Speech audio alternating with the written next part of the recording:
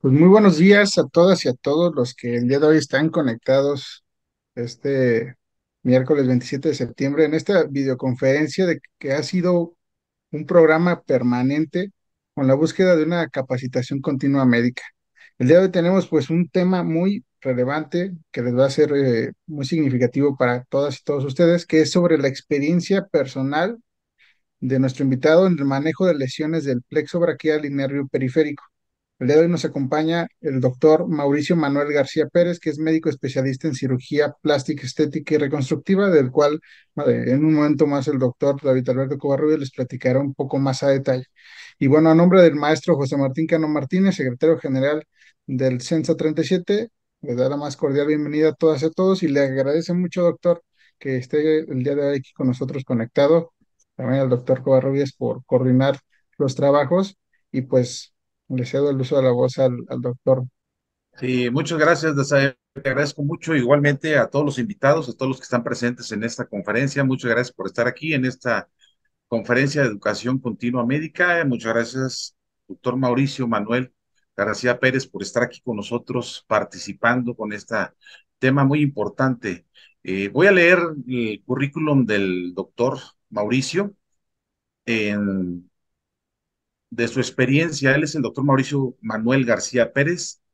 Su formación académica es la licenciatura en médico cirujano y partero por parte de la Facultad de Medicina de la Universidad Autónoma de Nuevo León. Tiene la especialidad en cirugía general por el IMSS y la Universidad Autónoma de Nuevo León, el Centro Médico Nacional del Noreste. Subespecialidad en cirugía plástica y estética y reconstructiva por el Hospital Universitario Doctor José Eleuterio González de la Universidad Autónoma de Nuevo León. Fellowship, diplomado avanzado en cirugía de la mano y microcirugía del Instituto Nacional de Rehabilitación, UNAM. Fellowship en procedimientos avanzados en microcirugía plástica y reconstructiva, Hospital G.A. González de la Universidad Nacional Autónoma de México. Doctorado en medicina obteniendo mención cum laude de la Facultad de Medicina de la UAN en junio de 2017, cirujano plástico del staff de médicos del Instituto Nuevo Amanecer en la clínica de mano y extremidad superior en pacientes con afecciones neurológicas desde marzo del 2007, jefe del Servicio de Cirugía Plástica, Estética y Reconstructiva del Hospital Universitario, doctor José Eleuterio González de la Universidad Autónoma de Nuevo León, en Monterrey, Nuevo León, México, 2014 al 2021, profesor de tiempo completo del pregrado y posgrado del Servicio de Cirugía Plástica de la Facultad de Medicina y Hospital Universitario, el mismo hospital, doctor José Eleuterio González, creador de la Clínica de Nervio Periférico y Plexo Braquial en el Hospital Universitario, doctor José Eleuterio González, del 2014 a la fecha. Profesor titular del curso de alta especialidad, cirugía de mano y microcirugía, cirugía de nervio periférico y microcirugía avanzada en el Hospital Universitario también José Eleuterio González desde el 2015. Miembro del Sistema Nacional de Investigación Nivel 1 del CONACYT desde el 2018 hasta la fecha. Línea de investigación, descelularización y recelularización de aloinjertos nerviosos, fundador y miembro de Corper Group, especialista en cirugía reconstructiva en el 2019, coordinador del área terapéutica quirúrgica del Hospital Universitario Dr. José Eleuterio González desde el 2022, presidente del capítulo de mano de la Federación Ibero-Latinoamericana de Cirugía Plástica, FILACEP, en periodo 2022-2024. Muchas gracias, Mauricio, por estar aquí con nosotros, con esta amplia experiencia y conocimiento respecto al tema que se va a tratar el día de hoy. Muy importante, experiencia personal. Ahí mismo tú lo mencionas, en la experiencia personal en el manejo de lesiones del plexo braquial y nervio periférico que has tenido ahí en el hospital donde actualmente estás laborando y pues también en la consulta privada. Te dejo el lugar para que inicies con la conferencia. Adelante. Muchas gracias, David. Muchas gracias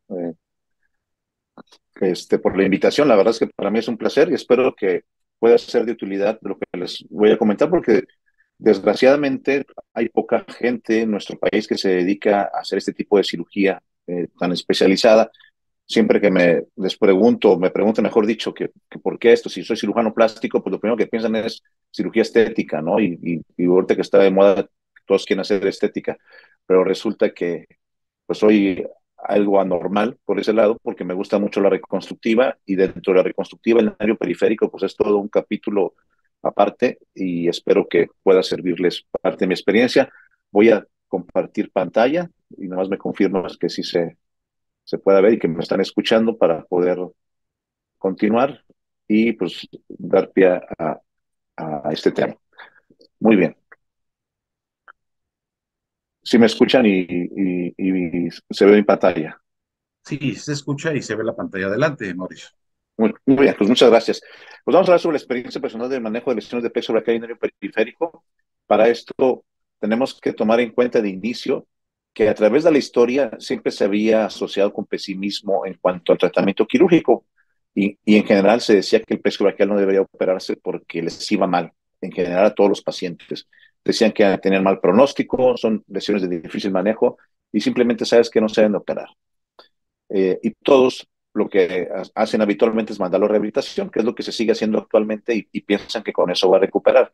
Una lesión nerviosa pues no se va a recuperar con terapia, o sea, la terapia va enfocada a las articulaciones y a los músculos, pero el nervio como tal no se va a regenerar con la terapia, y es algo que tenemos que tomar en cuenta. Sin embargo, era lo que se pensaba, y fue justamente a partir de los años 60, con el avance de la microcirugía, cuando resurge este interés por realizar nuevamente cirugía de plexo braquial, gracias a los microscopios, a los equipos quirúrgicos, a las suturas que son muy delgadas, más delgadas que el calibre de un cabello, son suturas de 9, 10, 11 ceros, y en la cual ya es posible realizar este tipo de reparaciones, cosa que antes no se podía hacer porque no se tenía este instrumental. Hemos tenido varios, digamos que, fundadores de todo esto, Milesi, Gilbert, Tercis y Borrero, que tuvimos la oportunidad de tener en nuestro hospital, por eso lo subrayo, y ahí tenemos una foto con él justamente. Y esto, como les comentaba, se puede reproducir, sí, y eso depende de tener unas lupas, un buen microscopio, equipo microquirúrgico y suturas finas como es la 10 ceros. La anatomía del plexo braquial es muy compleja, y tratar de entenderla como tal, pues a veces es difícil, porque yo creo que es en general de todos los médicos, pues hablar de anatomía siempre era algo difícil, y hablar a más a detalle del plexo braquial pues lo es más. Sin embargo, esta imagen me gusta mucho porque es muy práctica, y vemos cómo las raíces de plexo braquial son 5 raíces, que es C5, C6, C7, C8 y T1. Son 5 raíces como tal, que van de C5 a T1. Y si se fijan, en color morado está la raíz de C5. Y es que esta raíz específicamente va a inervar a los músculos del hombro, ¿sí? Que son, por eso es que está ese círculo del mismo color, porque los músculos del hombro, los del manguito rotador, los que nos hacen que hagamos la función de abducción, aducción, flexión, rotación interna, externa, etcétera, todos los del hombro son inervados por esta raíz de C5. De ahí la importancia que adquiere, porque cuando se llega a lesionar, pues el paciente clínicamente no va a poder mover el hombro, ¿sí? Si nos vamos a C6, está en color rojo. Esta raíz de C6 se va a encargar principalmente de hacer la flexión del codo. Y recordamos, la flexión del codo está basada por el bíceps, por el braquial anterior, y entonces estos músculos son inervados por esta raíz de C6, perdón, en color rojo. Y entonces cuando el paciente clínicamente no puede flexionar el codo, pues asumimos que tiene una lesión de esta raíz de C6, ¿sí? C7, color verde, es a nivel de la muñeca, pero es más que nada lo que es la cuestión de extensión de muñeca, extensión de dedos, extensión de pulgar y extensión del codo. Estos 3 movimientos en general, lo que es toda la extensión de la extremidad, básicamente está basada en esta raíz C7, que podríamos equipararlo a un nervio específico, que es el nervio radial.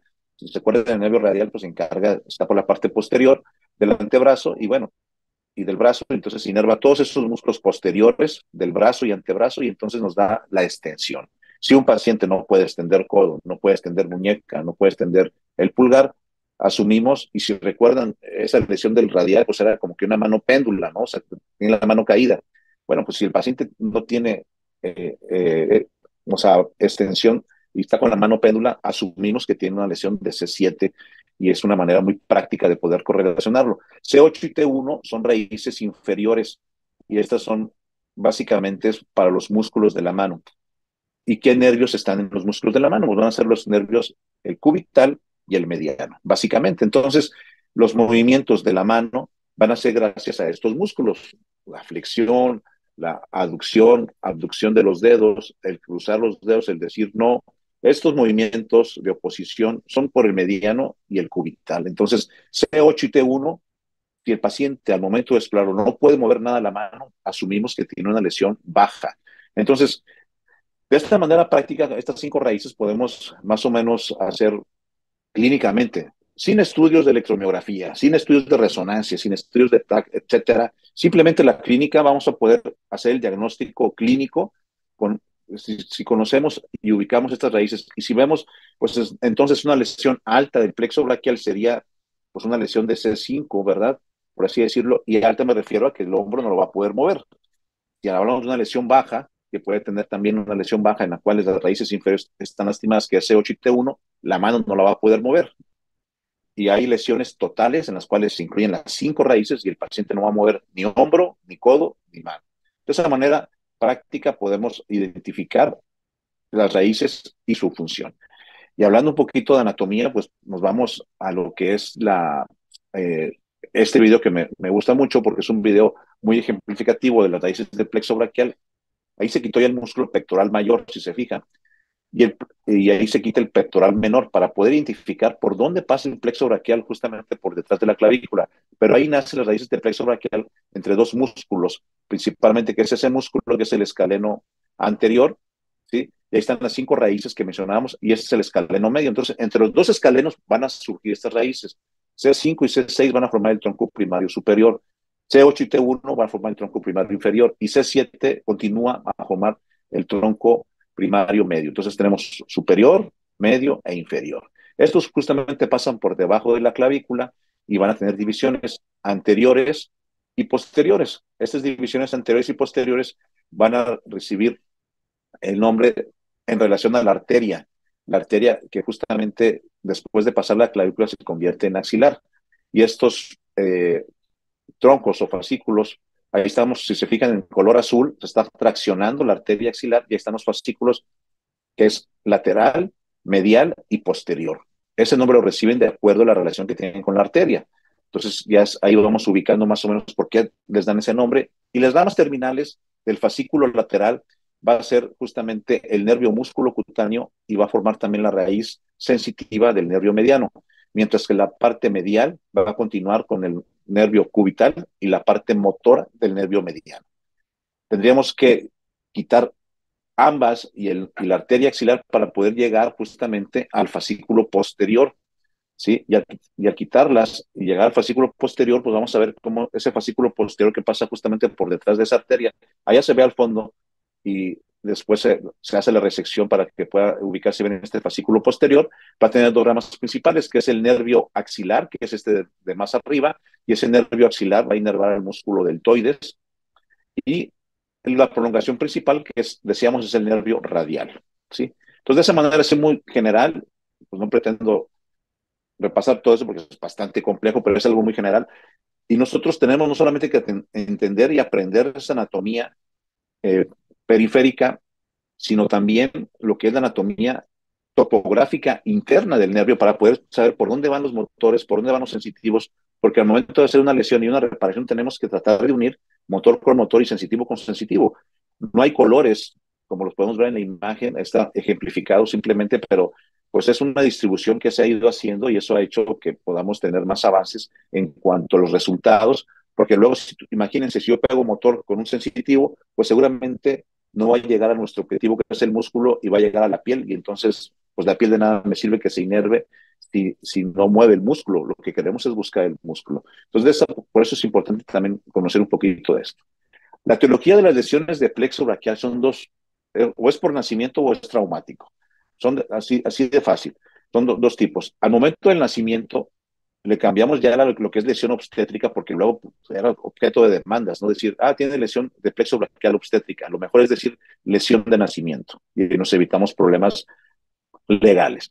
está reportado que hasta 3 de cada 1,000 nacimientos tienen una lesión obstétrica por distocia de hombros, por pacientes obesas, por diabetes gestacional, macrosomía del producto que llegan a pasar más de 4 kilos, o simplemente el uso de forceps en alguno de los partos prolongados donde corre la vida del bebé y lo que hacen es sacarlo y pues a veces con fractura de clavícula, etcétera, pero pues el brazo queda en segundo término tratándose de salvar la vida del bebé. Entonces, esto es algo relativamente frecuente que vemos, hasta 3, como les comento, por cada 1,000 nacimientos.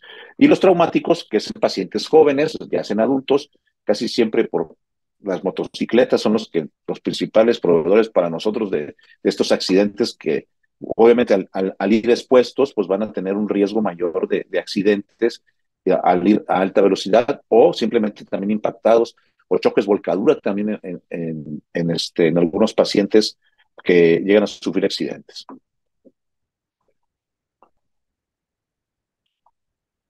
Ahí estamos también viendo justamente las lesiones en los patrones, puede ser abierta o cerrada. La abierta es cuando tenemos una herida por arma de fuego, un cortante.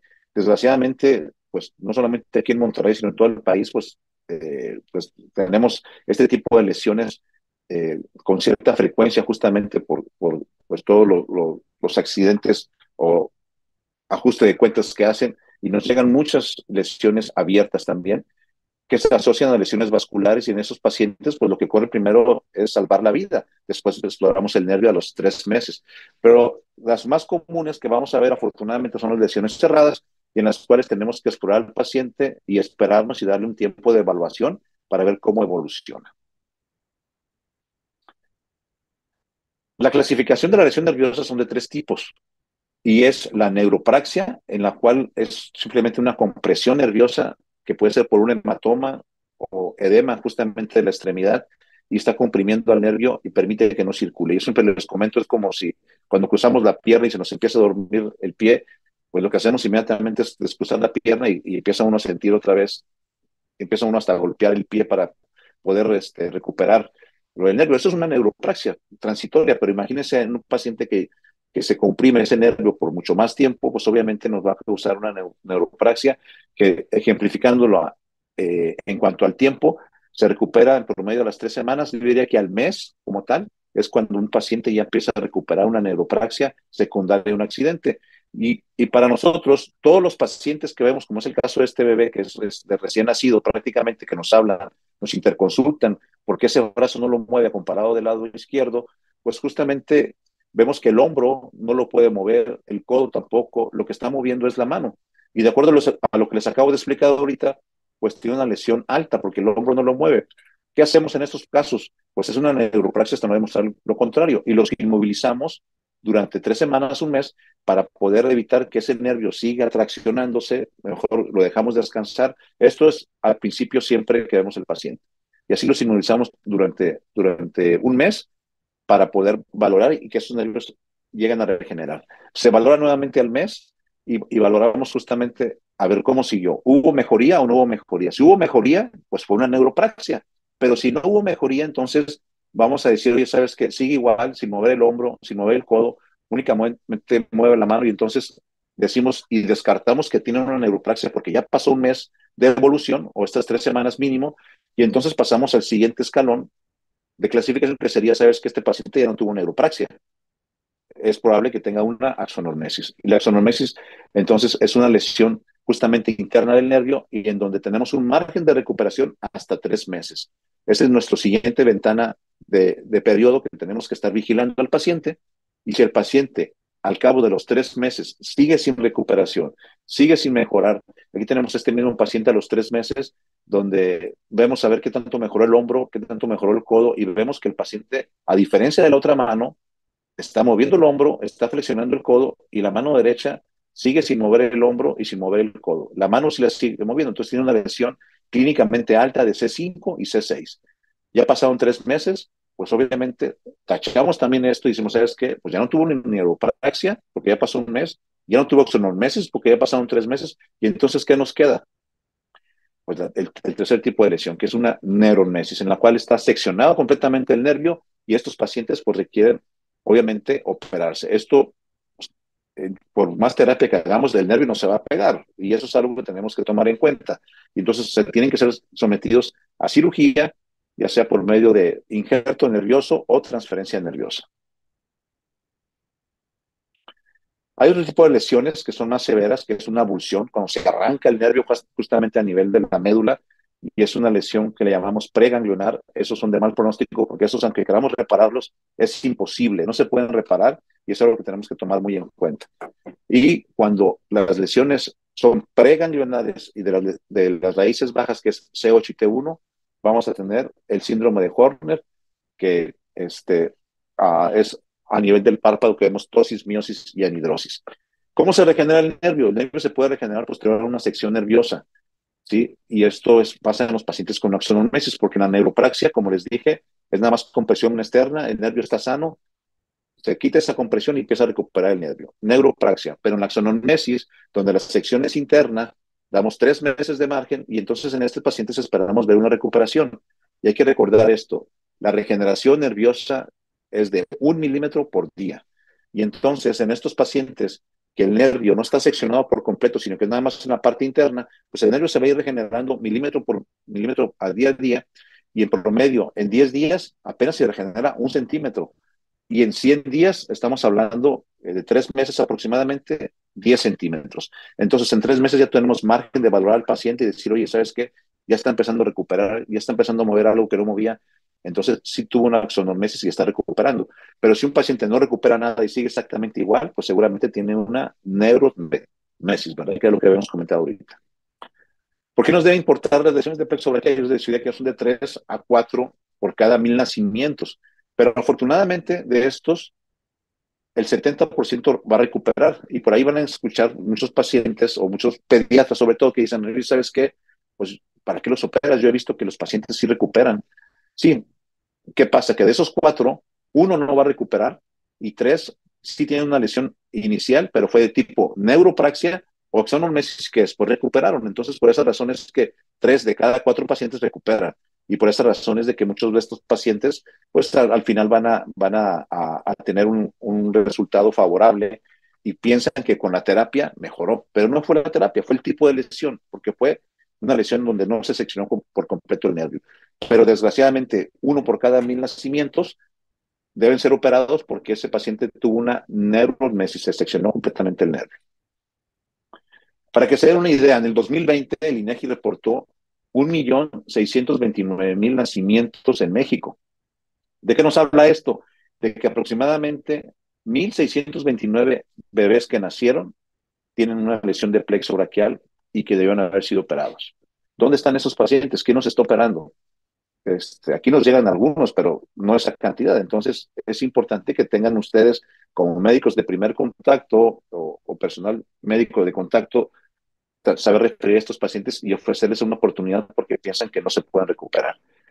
La placa neuromotriz, que es la que se encarga justamente de recibir el estímulo del nervio y contraer el músculo, se puede degenerar si no recibe ese estímulo nervioso. Entonces, a los 18 meses, si no se regeneró el nervio y no estimula esta placa, se va a degenerar y se muere y ya no va a haber poder humano ni tecnología avanzada que tengamos para poder recuperar esa placa neuromotriz y el músculo se va a quedar denervado. Es algo que tenemos que tomar muy en cuenta y por eso la importancia de operar a estos pacientes lo más pronto posible. Esa es la placa neural y justamente eso. Entonces, imagínense, una lesión alta de plexo braquial, es decir, de una lesión de C5 a nivel del hombro, en un paciente pediátrico es una distancia de 7 centímetros aproximadamente del cuello hacia el hombro. Bueno, pues se va a regenerar en 70 días aproximadamente, es decir, cerca de 2 meses y medio. A nivel, para los músculos del codo, para que hagan, es a nivel básicamente del brazo, son alrededor de 16 centímetros, 160 días, ¿sí? Entonces ya estamos hablando de un periodo mayor de tiempo, entre 5 o 6 meses. Antebrazo, vean cómo ya se va aumentando la distancia y la regeneración pues va siendo más impredecible, pero los músculos de la mano, cuando se lesionan en lesiones de C8 y T1, son los que tienen más mal pronóstico porque prácticamente recuperan en más de un año en pacientes pediátricos, hay una posibilidad real de poder ayudarles, pero en los adultos es complicado porque la distancia es mucho mayor. De ahí la importancia. Vean los factores de riesgo justamente que son al momento del nacimiento. Hay factores maternos, factores fetales y relacionados con el parto. En los maternos, les había comentado, pacientes obesas, diabéticas, un aumento excesivo de peso. Fetales, cuando son macrosómicos de más de 4 kilos, tienen ese problema. Y factores relacionados, ahí es donde se tracciona. Vean cómo el momento de cruzar lo que es o sea, lo que es el canal de parto, a ese nivel se tracciona y por eso se lesiona. Y los otros relacionados con el parto, pues distocia de hombros, lo que es un parto asistido con forceps o ventosas, o cuando viene de presentación de pie, pues también tienen ese riesgo mucho mayor. En los bebés, pues tenemos que aprender a explorarlos, como les enseñaba ahorita en los videos, justamente esos mismos videos, y vean cómo rascándoles o tratando de ver. Los niños por intuición mueven siempre, están en constante movimiento, y vemos comparativamente un brazo con el otro, y es muy evidente cómo ese brazo no lo mueve. Y eso tenemos que percatarlo desde un principio, ¿sí? Es increíble, pero a veces se les pasa a los pediatras en la valoración inicial y pues se fijan en otras cosas y no valoran esa parte. Entonces hay que estar muy al pendiente y si ustedes llegan a detectar algo de eso, pues saber referirlos.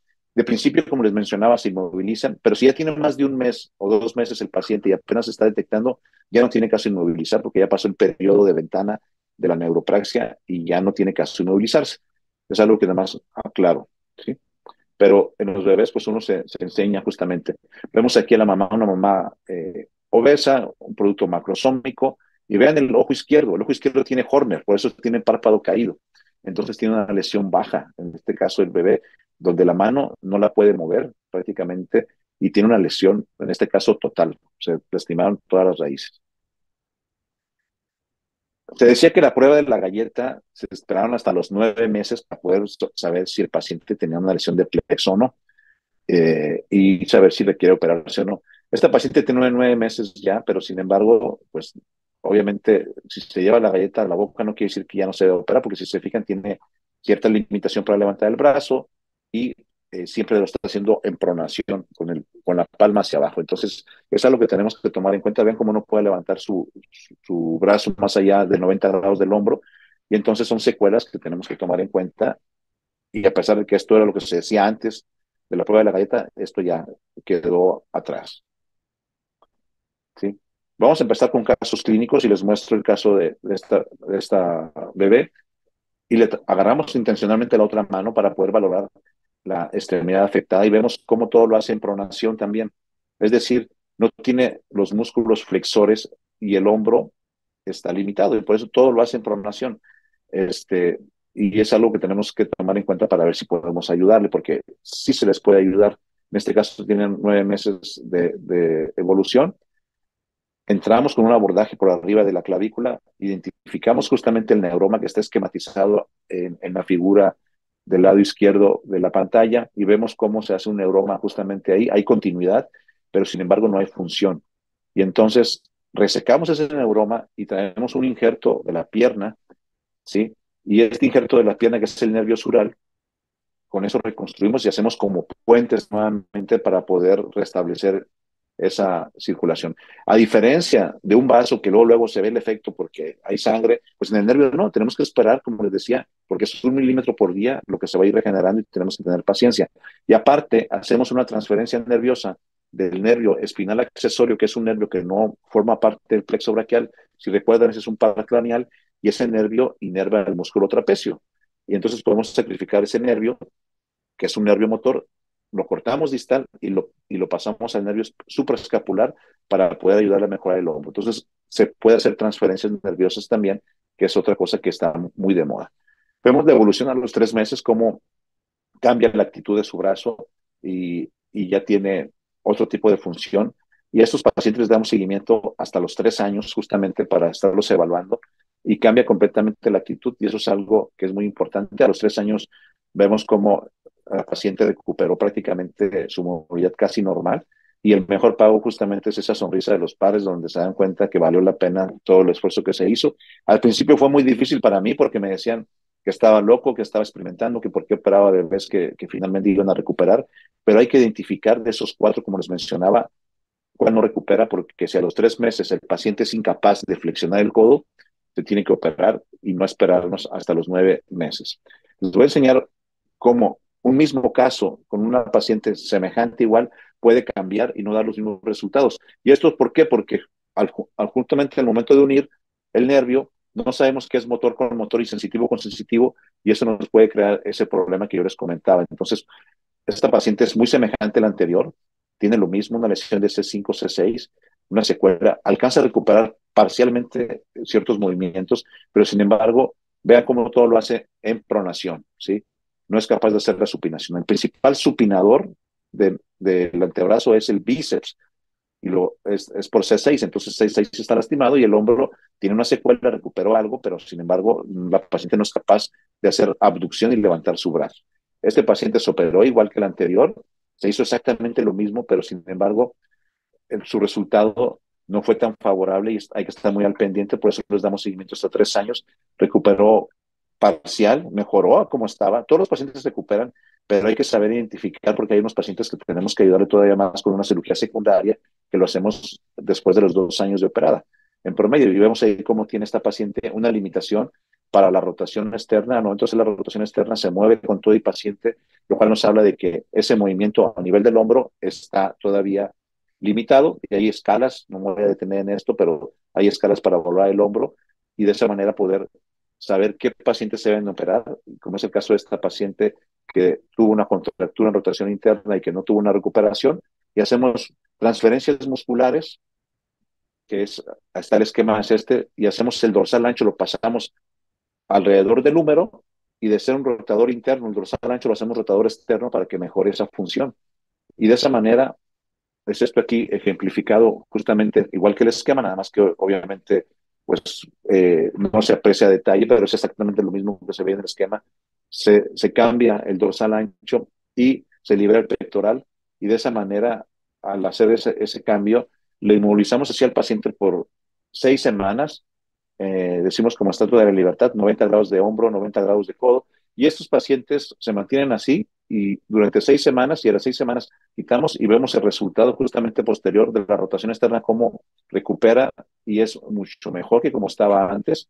¿Y esto en qué significa? En que el paciente ya puede hacer una abducción mejor del brazo, ya puede llevar su mano hasta la cabeza, ya puede tocarse la nariz, cosa que no podía hacer antes. Entonces nos cambia completamente la función haciendo este tipo de procedimientos, y hay que estar vigilando porque a pesar de que hagamos una primera cirugía puede haber secuelas, como fue en este caso de esta niña, y hacemos una cirugía secundaria. Y esto es algo que afortunadamente el resultado son buenos en los pacientes pediátricos. Les enseño otro caso más, masculino de 3 años de edad.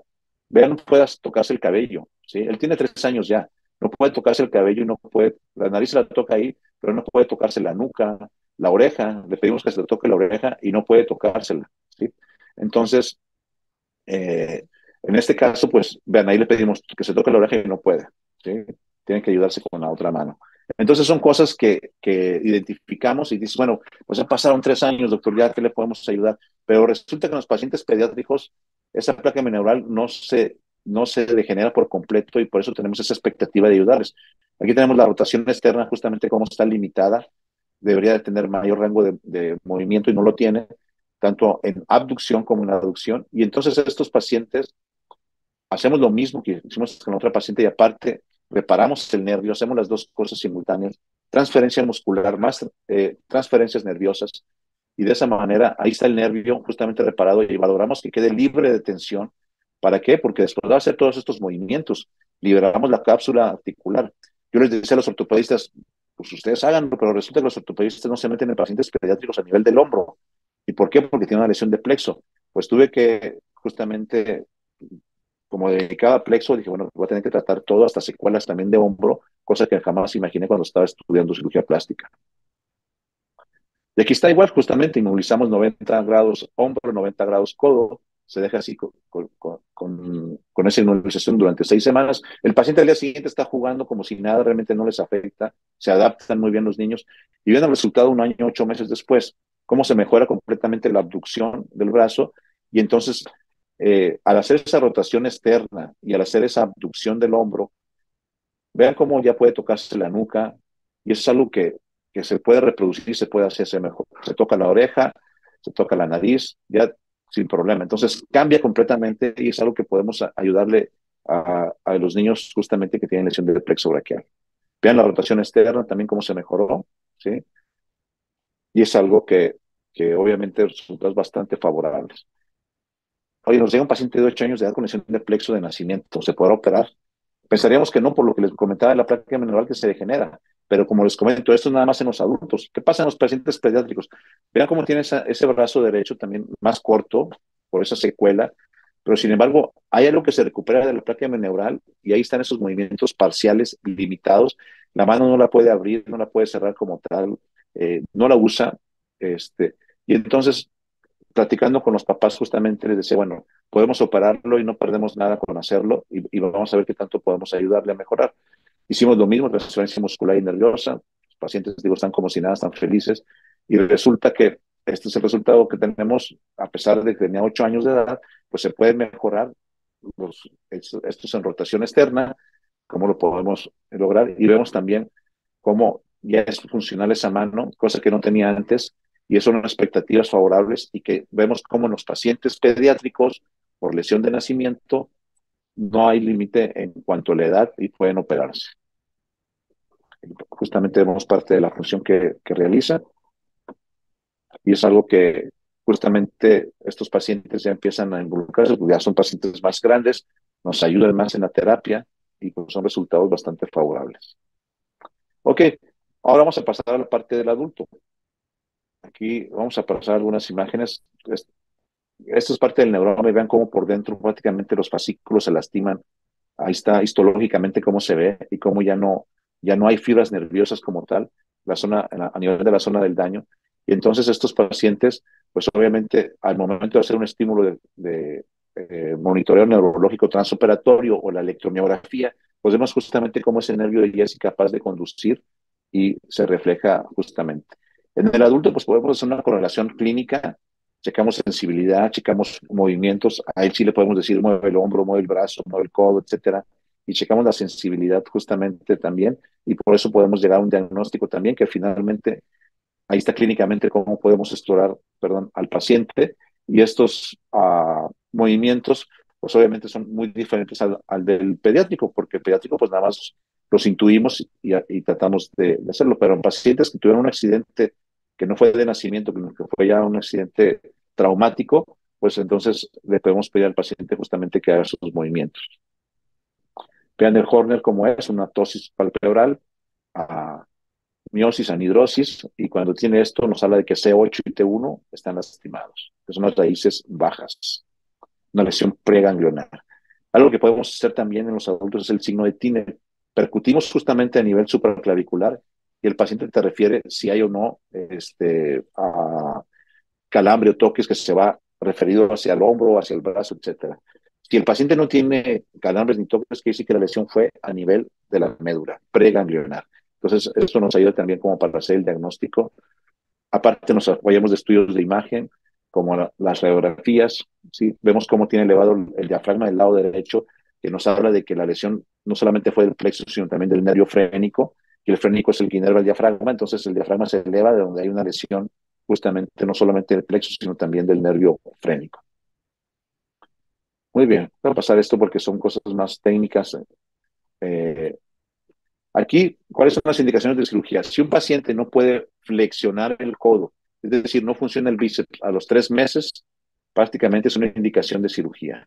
Si estamos viendo que tiene una abulsión, pues no nos esperamos como para ver cómo le va, a ver si recupera, si es que tiene neuropraxia, o sea, unos meses, porque pues si tiene Horner, pues obviamente es una abulsión, entonces no nos esperamos, ¿verdad? O sea, al haber Horner, estamos asumiendo que tiene una abulsión, una lesión preganglionar, y este paciente no va a recuperar. Y hay pacientes que medio recuperan un poco, pero finalmente no hay mejoría a los 6 meses después de darle seguimiento. Esos pacientes también tenemos que ayudarles. Estoy hablando de pacientes adultos.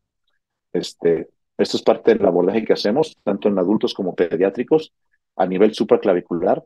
Hacemos una pequeña incisión por arriba de la clavícula y de esa manera identificamos justamente, basándonos en ese triángulo que está entre este esternocleidomastoideo, el trapecio y la clavícula. En ese triángulo es justamente donde abordamos e identificamos las raíces nerviosas del plexo braquial. Durante la cirugía, algo que nos apoyamos es de estudios de conducción nerviosa y justamente estamos estimulando y viendo una pantalla para poder saber qué tanto está la onda del nervio, qué tanto está llevando conducción, ¿sí? Y eso nos ayuda también porque a veces tenemos neuromas que queremos cortarlos, pero nos da miedo y si lo corto porque el nervio sí está continuo, pues ahí nos basamos y con eso justificamos si hay que cortarlo o no, porque si no hay función, pues hay que cortarlo, ¿verdad? Y repararlo. Entonces, para eso nos sirve el monitoreo neurológico transoperatorio. ¿Qué es la transferencia nerviosa? Imagínense un nervio sano. Yo lo que hago es que me pido prestado un fascículo de un músculo que no es tan importante y lo corto y lo paso para un nervio que está dañado. Yo les pongo siempre el ejemplo a los pacientes, es como si estás con dos cuartos, uno con luz y otro sin luz, y dices, oye, pues yo quiero tener luz de este lado. Pues sí, pero es que no sirve, se dañó justamente no a nivel del contacto, sino que esto viene a nivel del transformador, viene de afuera, ya no se puede reparar. Bueno, pues ¿qué hago? Pues me traigo del otro cuarto que sí tiene luz, pues, con una extensión, desenchufo algo que no sea tan importante, a lo mejor puedo desconectar un reloj, ¿verdad? Un despertador que no es tan importante y dejo el refrigerador, que sí es importante, dejo otras cosas, y de ahí me traigo una extensión para el cuarto que no tiene luz. Es algo semejante que haríamos en la vida cotidiana. Bueno, pues esto mismo lo hacemos con los nervios, identificamos el nervio que queremos cortar para poder, y sabemos que vamos a sacrificar un músculo, pero que no sea tan importante, y de ese nervio es ese fascículo, ahí lo están viendo, justamente lo transferimos hacia el nervio que está lastimado y de esa manera poder hacer una unión para poder recuperar la función principal. Y yo les diría, bueno, pues yo quiero recuperar el bíceps para que pueda tener flexión del codo y supinación. Y recuperamos por ahí algún músculo o dos del hombro y con eso vamos a poder tener movimientos del hombro. Entonces, gracias a estas transferencias nerviosas, de nervios sanos hacia nervios afectados, podemos hacerlo y es mucho más rápido su recuperación. Ejemplos de transferencias nerviosas que hacemos, les decía, el espinal accesorio que inerva el trapecio, lo podemos llevar al nervio supraescapular y de esa manera poder recuperar. Ahí está un ejemplo justamente. Hay transferencias nerviosas a nivel del brazo, como lo mencionábamos ahorita.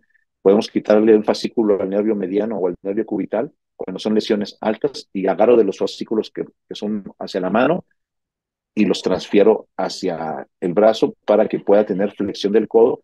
Y es mucho más importante eso, la flexión del codo, que por decir que la flexión de la muñeca, ¿verdad? Y esos son procedimientos que estamos viendo ahí. Son fascículos muy pequeños, por eso se necesita microcirugía, microscopio y suturas muy, muy, muy finas. ¿Sí? Aquí estamos haciendo una doble transferencia también a nivel del brazo, para el bíceps y para el braquial anterior, cuando se puede hacer. Agarramos un fascículo del nervio cubital, otro del nervio mediano y hacemos la transferencia. A nivel del hombro podemos hacer una transferencia también del nervio axilar, o sea, del radial al axilar para recuperar algo del deltoides y es medio esta transferencia y ahí está la unión justamente. Y bueno, son ejemplos nada más. Cuando tenemos una lesión más severa, agarramos intercostales. Los intercostales son muy finitos y agarramos 3 o 4 intercostales para poder llevarlos. Aquí están justamente como se ve en la imagen. Como hay 3 nervios, usamos a veces una vena que nos ayude como puente para poder meter ahí los 3 nervios y lo unimos al nervio musculocutáneo para que pueda recuperar algo de bíceps por medio de intercostales. Y son cosas que se pueden hacer. A veces tenemos que agarrar del otro lado del brazo y sacrificamos parte de ese 7 contralateral y con un injerto de nervio tenemos que pasarlo hasta el cuello del otro lado, ¿verdad? Son cirugías mucho más complejas, pero que son también reproducibles, ¿sí? Nos apoyamos de estructuras 10, 11 ceros, adhesivos tisulares y la inmovilización, como les comentaba también, que es algo muy importante a nivel del, del lo que es el cuello, del brazo, ¿sí? Se inmoviliza por en promedio 4 semanas hasta 6 semanas cuando son transferencias musculares y posteriormente, ahora sí, empezamos con la terapia. Les enseño casos clínicos, un paciente adulto que prácticamente no podía flexionar el codo, siempre lo hago comparativo, le pido que flexione el otro lado sano, pero vemos que el lado izquierdo no lo flexiona, no lo extiende tampoco, no puede hacer abducción, o sea, tiene una lesión alta. ¿Por qué? Porque está lesionado C5, que es del hombro, C6, que es del codo, ¿sí? A nivel de la mano sí tiene algo de movimiento, pero no puede extender, tiene la mano péndula, entonces tiene también lesión de C7, C5, C6 y C7. ¿Sí? Ahí lo operamos, hicimos transferencias nerviosas y vean lo que podemos conseguir, una mejora en cuanto a la abducción, en cuanto a la flexión del codo, ¿sí? Y cambia completamente la vida en estos pacientes, porque de tener nada más la movilidad de la pura mano, pues ya podemos ayudarle con el hombro y con el codo, con ese tipo de cirugía. Es una lesión alta, ¿sí? Otro paciente, este paciente viene de Chihuahua, y vean cómo tenía una limitación a nivel del hombro, ¿sí? Y vemos su brazo izquierdo está sano completamente, pero el derecho no puede hacer nada con él, a nivel de hombro ni a nivel del codo, no podía, entonces es una lesión alta. Ven como la mano también tiene como péndula, está caída y no puede extender, no puede flexionar el codo. Entonces, pues son lesiones que vemos, este fue por un choque de volcadura y el resultado posterior también con las transferencias nerviosas, cómo podemos recuperar esos nervios dañados y cómo recupera a nivel del hombro los movimientos en general. A veces son más, a veces menos. Siempre les va bien a los pacientes, pero hay que tomar en cuenta también las expectativas porque es una lesión muy severa y tomar en cuenta que no todos van a recuperar igual. Todos recuperan, pero depende del tiempo, depende del paciente, del compromiso que tengan con las terapias. ¿Sí? Otro caso clínico, un paciente de 26 años que tuvo una herida por arma blanca justo el día 1 de noviembre, estaba en el 31 de octubre celebrando Halloween y el día siguiente, en la madrugada, vaya, pues lo asaltaron y le dieron a nivel del cuello, este, con una arma blanca. Y bueno, tuvo esta lesión, tuvo una lesión vascular. El paciente se inmovilizó por parte de ortopedia. ¿Por qué? Porque le quitaron la clavícula. Como estaba con mucho sangrado en la arteria, vean cómo se quitó casi la totalidad de la clavícula y entonces era salvar la vida, como les comento. En este tipo de lesiones por arma blanca salvan la vida y el nervio lo operamos después. Nosotros manejamos terapia preoperatoria en estos pacientes cuando es posible, como es el caso de él, para poder ayudar. ¿Por qué? Porque sí puede hacer extensión, pero no puede hacer flexión. Entonces, con esa polea, haciendo en casa artesanal, empiezan a dar algo de movimiento para que las articulaciones se muevan, porque estuvo 3 meses inmovilizado con el cabestrillo. Y entonces vemos aquí cómo clínicamente está comparado, ver el abordaje que tiene, todo el abordaje que tiene el cuello fue justamente esa cirugía vascular que le hicieron. Y vemos cómo tiene una lesión del hombro donde no puede hacer abducción del brazo, la flexión la hace limitada, tiene algo de flexión, pero ya pasaron 3 meses, o sea, ya pasó el periodo crítico, no puede hacer rotación externa. Esa flexión que tiene es una flexión débil, porque justamente cuando le pedimos al paciente o le damos algo a cargar, ya no puede hacer flexión. Ahí estamos viendo cómo hace flexión en supinación, en pronación, en posición neutra, de forma leve, no rebasa los 90 grados, que es cuando podemos mencionar que ya tienen una mayor fuerza, apenas si llega a 90 grados, y eso es lo que tenemos que tomar en cuenta. Le dimos a cargar algo, una libreta, que tanto puede pesar, y vean cómo el paciente ya es incapaz de flexionar el codo con esa libreta, lo cual nos habla de que entonces, pues tenía unos fascículos sanos todavía, pero no suficientes como para poder mover el brazo como tal, ¿sí? Y entonces, pues estos pacientes no tenemos que esperarnos, ¿sí? A ver si recuperan más o no, hay que operarlos. Ya con algo menos pesado, pues sí puede flexionar, pero sin embargo no es útil esa flexión porque pues queremos que pueda cargar cosas, ¿no? Al hacer la rotación externa en la exploración, vemos también cómo hay esa limitación, se mueve todo el brazo y tiene mucho dolor.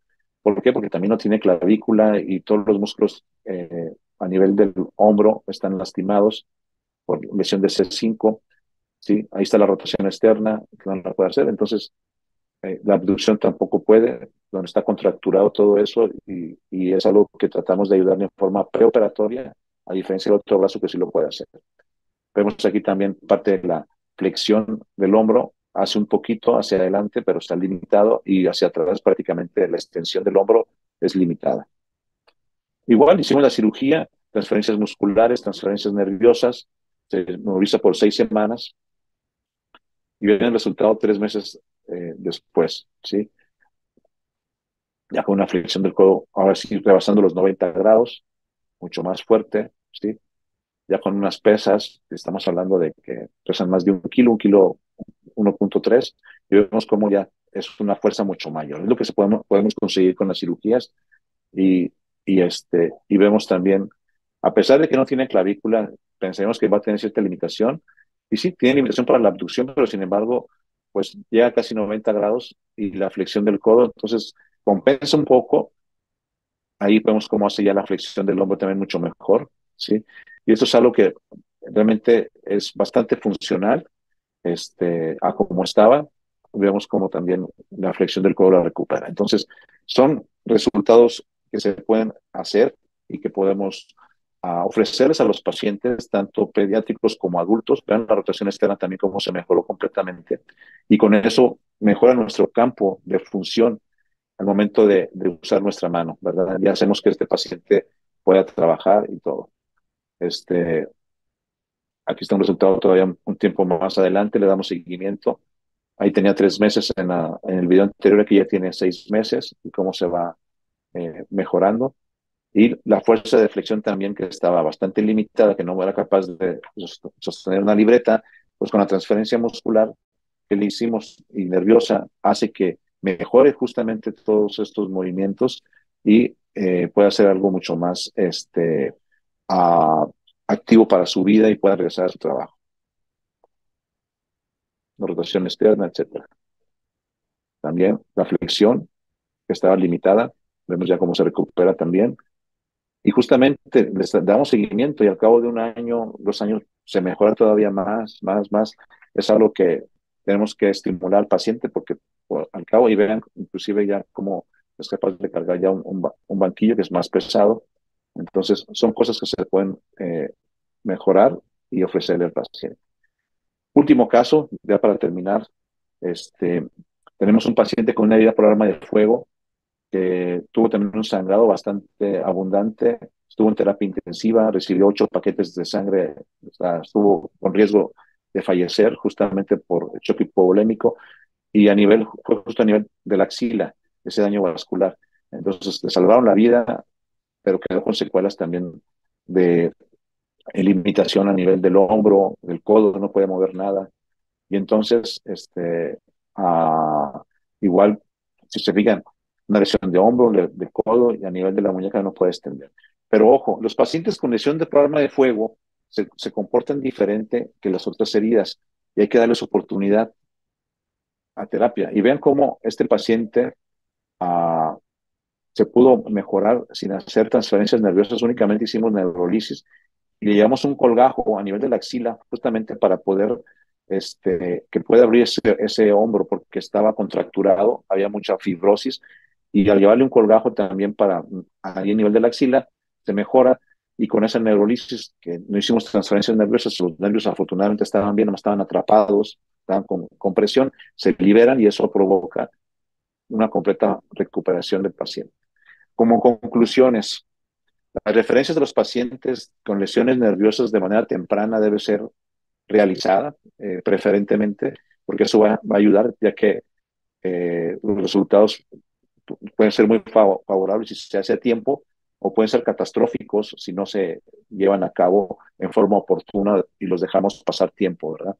Consideramos alentadora la mejoría que estamos haciendo actualmente de hacer, sobre todo para hombro, la doble técnica de transferencias musculares y transferencias nerviosas, que es algo que no se realiza en muchas partes del país y lo estamos haciendo ya de manera rutinaria y que el manejo en conjunto, tanto de terapistas, la familia, el paciente, es muy importante para lograr el éxito. Hay que tener paciencia. Estas recuperaciones no son como otro tipo de cirugías que operamos y que se ve el resultado al día siguiente. No, tenemos que tener paciencia, se inmoviliza en un mes y luego terapia, 3, 6 meses y empezar a ver resultados. Y aquí pongo un signo de interrogación hacia que si la placa, como lo describen los libros, se degenera a los 18 meses, yo les diría que en pacientes pediátricos no, por lesión de nacimiento no. En adultos sí, pero en los pediátricos no. Y les mostré un caso de 8 años de edad que operamos, que ya obviamente pasaron esos 18 meses y como quiera se pudo hacer algo y es algo alentador para los pacientes pediátricos. Muy bien, pues muchas gracias.